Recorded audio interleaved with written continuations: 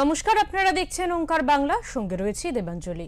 নজর রাখবো এই মুহূর্তের বিশেষ কিছু খবরের দিকে। নবগঠিত মন্ত্রিসভার সদস্যদের নিয়ে সোমবার ফের বৈঠকে বসছেন মুখ্যমন্ত্রী শুভেন্দু অধিকারী। এই বৈঠকে রাজ্য সরকারি কর্মচারীদের ডিএ বৃদ্ধির বিষয়টি নিয়ে আলোচনা হতে পারে বলে জানা গিয়েছে।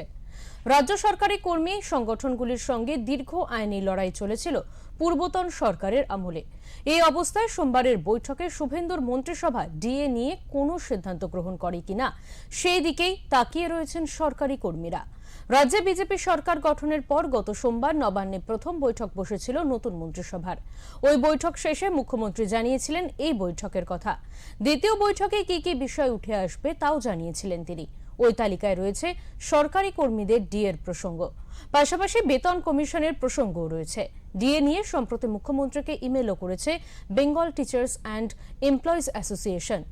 সংগঠনের বক্তব্য, বর্তমানে শিক্ষক শিক্ষাকর্মীরা 18% হারে ডিএ পান, যা কেন্দ্রীয় সরকারি কর্মীদের চেয়ে 42% কম। মুখ্যমন্ত্রীর কাছে তাদের আর্জি, নতুন মন্ত্রিসভার দ্বিতীয় বৈঠকে যাতে ডিএ অন্তত 12% বৃদ্ধি করে সেটিকে 30% পর্যন্ত করে দেওয়া হয়।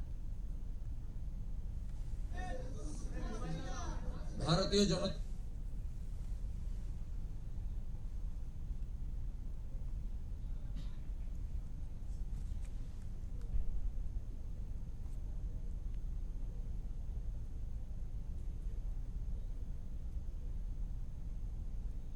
নবগঠিত মন্ত্রিসভার সদস্যদের নিয়ে সোমবার ফের বৈঠকে বসছেন মুখ্যমন্ত্রী শুভেন্দু অধিকারী। এই বৈঠকে রাজ্য সরকারি কর্মচারীদের ডিএ বিষয়টি নিয়ে আলোচনা হতে পারে।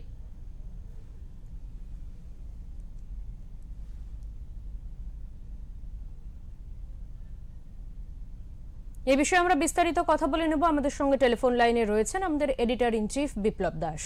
বিপ্লব দা, আজকে নবান্নে ফের বৈঠক বসতে চলেছে মন্ত্রিসভার এবং এখানে ডিএ সংক্রান্ত বিষয়টি নিয়ে আলোচনা হতে পারে। ডিএ সংক্রান্ত বিষয় নিয়ে ঠিক কি কি আলোচনা হতে পারে, কতটা সুবিধা হতে পারে সরকারি কর্মচারীদের, কি জানা যাচ্ছে সে বিষয়ে বিস্তারিত জানতে চাইবো।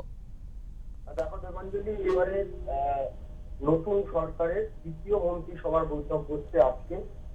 ইতিমধ্যেই মন্ত্রিসভার সদস্যরা নবান্নে পৌঁছে গেছেন এবং সেখানে বৈঠক আজ কিছুক্ষণের মধ্যে শুরু হওয়ার কথা। দুটো বিষয়, একটা গত সোমবার প্রথম যে বৈঠক হয়েছিল তারপরে সাংবাদিক সম্মেলন করে মুখ্যমন্ত্রী জানিয়েছিলেন যে ডিএ নিয়ে পরবর্তী বৈঠকে আমরা এটা নিয়ে আলোচনা করবো। তো ডিএ নিয়ে আজকে যে বৈঠক হওয়ার কথা, কারণ এটা একটা পরিস্থিতি। এখন বর্তমানে শিক্ষক শিক্ষাকর্মীরা কেন্দ্রীয় সরকারের 42% কম। তাই নতুন মন্ত্রিসভার তৃতীয় বৈঠকে যাতে অন্তত 12% করে সেটিকে 30% পর্যন্ত সে আর্থিক শিক্ষকদের সংগঠন। তো আজকে দেখা যাক এর সঙ্গে সুপ্রিম কোর্টের নির্দেশ আছে এটা মেটানোর জন্য বকেয়া দিয়ে।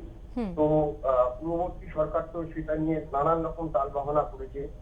তো এখন যেহেতু এটা বিজেপি তাদের ইশতেহারে, তাদের সংকল্পপত্রে এটা ছিল যে ডিএটা এলে তারা নতুন সরকার, তাদের সরকার হলে তারা ডিএটা সহানুভূতি দিয়ে দেখবে, সেটা কতটা এটাই, সেটা যেমন একদিকে তেমন অন্যদিকে আরো অনেকগুলো বিষয় নিয়ে আজকে বৈঠক আছে। গুরুত্বপূর্ণ বেশ কিছু দপ্তর বন্টনের সম্ভাবনা আছে, কারণ আমরা জানি যে শিল্প দপ্তর বা শিক্ষা দপ্তর, স্বাস্থ্য দপ্তর, এগুলো কিন্তু কাউকে কোনো মন্ত্রীকে বন্টন করা হয়নি। মুখ্যমন্ত্রীর কাছে এই দপ্তরগুলো রয়েছে, কিন্তু দুটো কাজ শুরু করতে হলে কিন্তু একজন মন্ত্রীর আন্ডারে থাকলে ভালো হয় দপ্তরগুলো।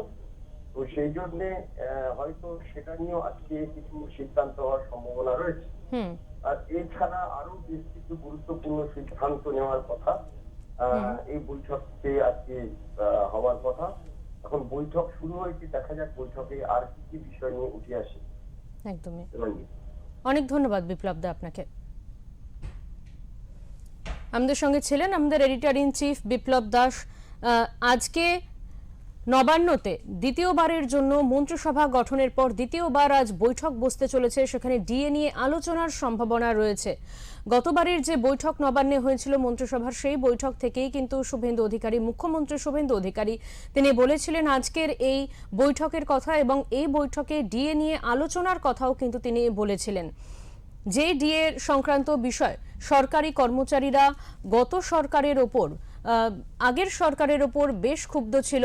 সেই ডিএ সংক্রান্ত বিষয়তেই কিন্তু আজকে আলোচনার সম্ভাবনা রয়েছে।